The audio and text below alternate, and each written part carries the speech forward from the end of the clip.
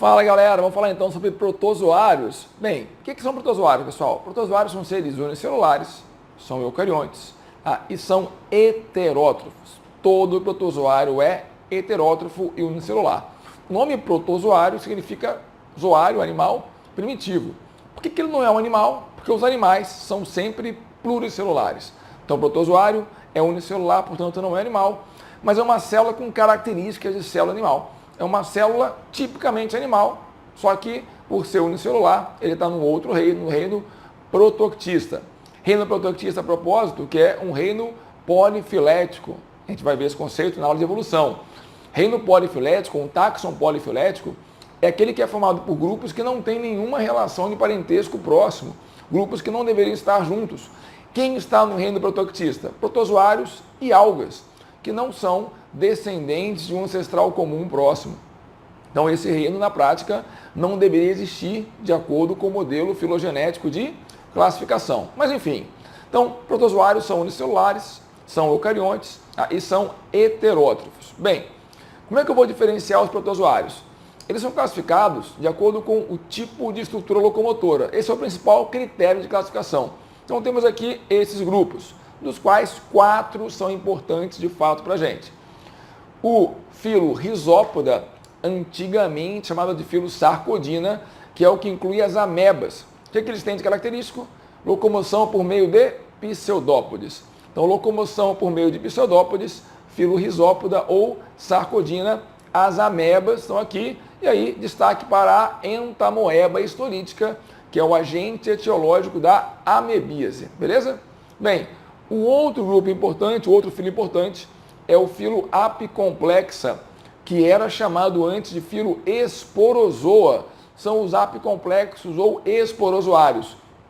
Esses não possuem nenhuma estrutura locomotora, certo? Não há locomoção. Então, esse é um grupo formado por indivíduos que são exclusivamente parasitas. De modo geral, os protozoários, a propósito, são ou aquáticos ou parasitas. Ou são aquáticos de vida livre ou são parasitas. No caso dos apicomplexos, todos são parasitas. E o nome apicomplexo vem da presença de uma estrutura chamada complexo apical. Então, a presença do complexo apical caracteriza um protozoário apicomplexo. E esse complexo apical é importante para a conexão entre o protozoário e o seu hospedeiro.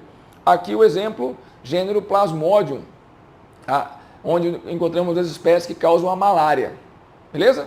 Bem, Zoomastigófora ou filo, como era chamado antigamente, flagelata. Aqui estão os flagelados. Locomoção por meio de flagelos. Exemplo principal, Trypanosoma cruzi, que é o agente causador da doença de Chagas. E por fim, o filo Ciliófora, dos ciliados. Quem eu encontro aqui? Bem, aqui eu encontro os protozoários que têm cílios. Então tem uma grande quantidade de cílios importantes para a locomoção. Exemplo principal desse grupo, Paramecium. O gênero Paramecium tem várias espécies, Paramecium caudatum, Paramecium aurelia. O gênero Paramecium, então, é o gênero importante dos ciliados. Beleza? Vamos falar então sobre alguns aspectos relevantes da fisiologia dos protozoários.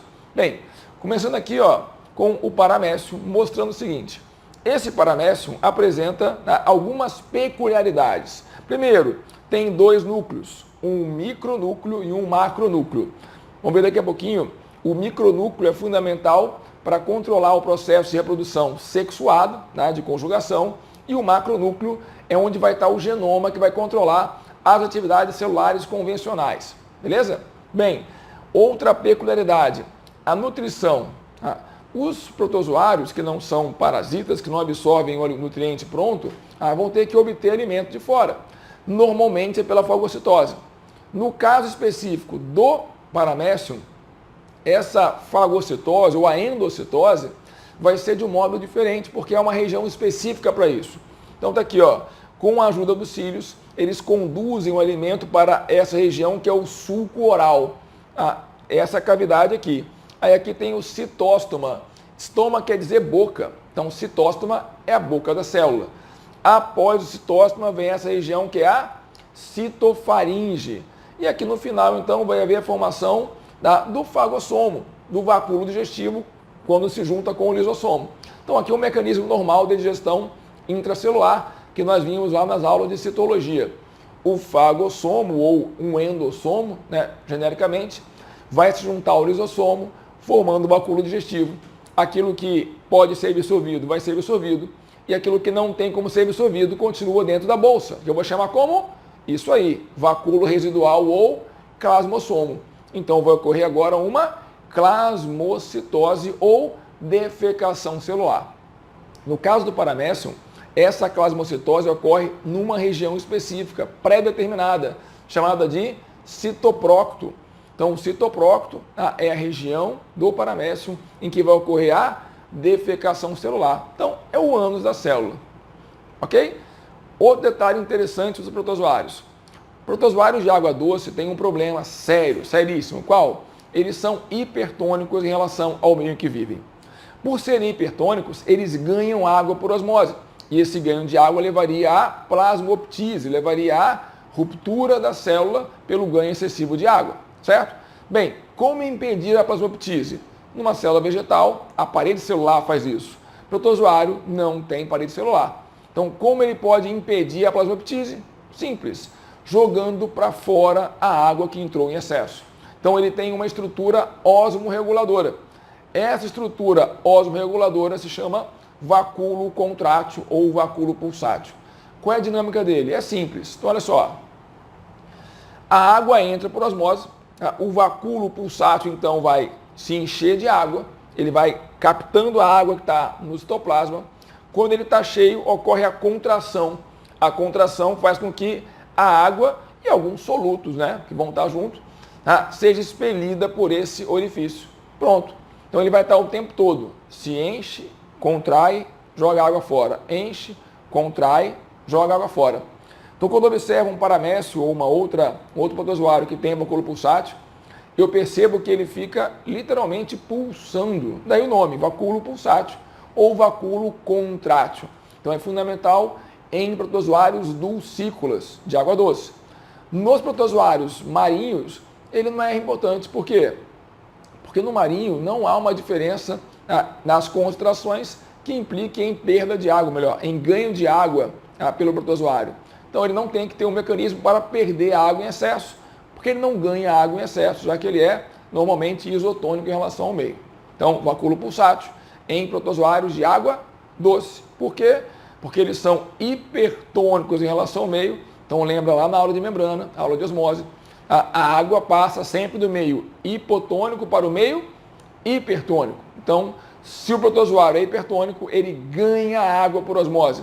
Ganhando água, ele poderia sofrer plasmoptise, que é o quê? É a ruptura da célula pelo ganho excessivo de água. Mas aí o vacúolo pulsátil salva o protozoário, certo? Outro aspecto importante da fisiologia, a reprodução sexuada ou a variabilidade genética que ocorre por meio da conjugação.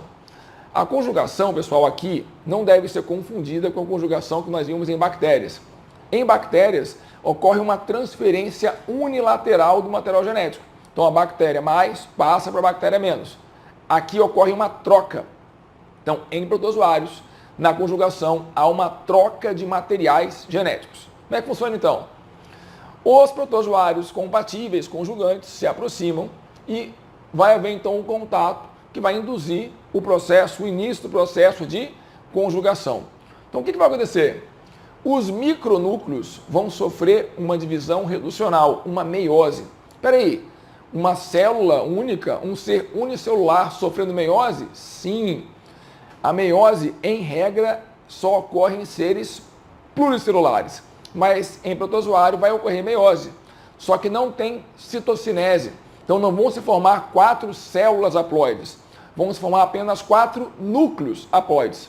Então é uma meiose sem citocinese. Então aqui é só a divisão do núcleo. Então o micronúcleo, que era diploide, se divide por meiose e forma 4 micronúcleos haploides. Beleza? Bem, desses 4 micronúcleos, 3 se degeneram. Então dos 4 micronúcleos, 3 se degeneram. O único micronúcleo que sobrou sofre uma divisão mitótica. Então, o micronúcleo restante sofre uma mitose. Beleza. Então, agora, as duas bactérias conjugantes vão ter, cada uma, 2 micronúcleos. E vai haver, então, uma troca.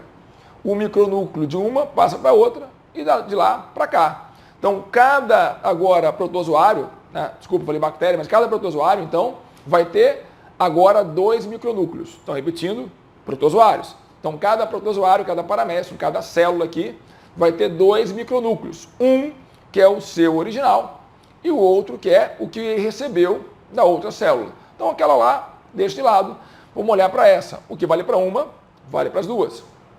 Bem, agora vai ocorrer a cariogamia. Cario quer dizer núcleo, gamia vem de fusão, significa fundir. Então, cariogamia é a fusão nuclear. Então, a fusão dos micronúcleos. É quase que uma fecundação. Então, vai haver aqui uma fusão dos micronúcleos. Eu vou ter agora um micronúcleo diploide. Beleza? Pois bem, esse micronúcleo diploide vai sofrer, então, 3 mitoses sucessivas. Aqui também apenas a divisão nuclear. Lembra, nós vimos na aula de mitose. Mitose é a divisão do núcleo em 2. A divisão da célula vai se completar com a citocinese, mas a mitose é só a divisão do núcleo.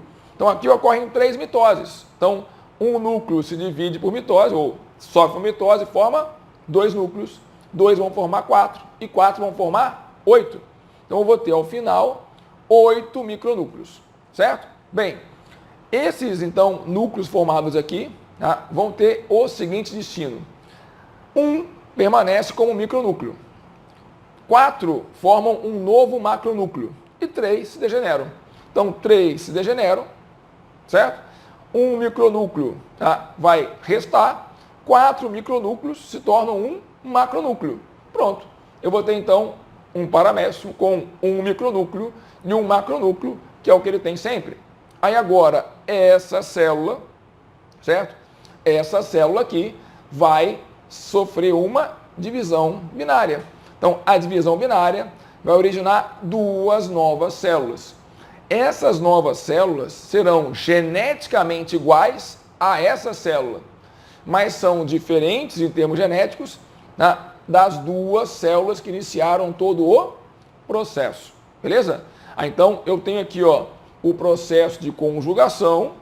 Então, aqui a legenda, ó, o processo de conjugação que vai gerar a variabilidade genética.